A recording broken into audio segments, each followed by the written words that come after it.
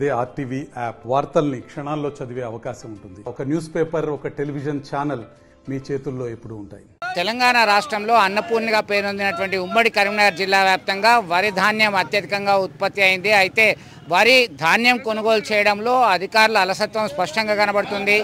ఒకవైపు రాష్ట్ర ముఖ్యమంత్రి ఇతర మంత్రులు చివరి గింజ వరకు వరి ధాన్యం కొనుగోలు చేస్తాము, తడిసిన ధాన్యాన్ని సైతం కొనుగోలు చేస్తామని హామీ ఇస్తున్నారు. మరొక వైపు ఇక్కడ తడిస్తే మ్యాచ్యురైజేషన్ వస్తలేదు, మొలకలు వచ్చాయని రిజెక్ట్ చేస్తున్నారు. దీంతో గత్యంతరం లేక జగిత్యాల, రాజన్న సిరిసిల్ల, పెద్దపల్లి ఇల్లు ప్రాంతాల్లో రైతులు రోడ్డు మీదకి వచ్చి బైఠాయిస్తున్నారు. పురుగుల మందు డబ్బాతో నిరసన వ్యక్తం చేస్తున్నారు. తాజాగా రాజన్న సిరిసిల్ల జిల్లాలో వందలాది మంది రైతులు రోడ్డెక్కి ఆందోళన చేస్తున్నారు. తమ వరి ధాన్యం వెంటనే కొనుగోలు చేయాలి, మేము మార్కెట్కు తీసుకొచ్చినటువంటి వరి ధాన్యము అలాగే ఐకేపీ కేంద్రాలు, ఇతరత్ర పిహెచ్ ప్రైమరీ అగ్రికల్చర్ కోఆపరేటివ్ సొసైటీలకు తీసుకొచ్చినటువంటి దాన్ని అంతా కూడా తెచ్చిన తర్వాత చిరుపాటు జల్లులకి వర్షానికి తడిసి ముద్దయింది. మేము పదే పదే ఆరబోవడంలోనే తలమునకలు అవుతున్నాం. దీనికి కూలీలకి డబ్బులు చెల్లించాల్సినటువంటి దుస్థితి ఉందని వాపోతున్నారు రైతన్నలు.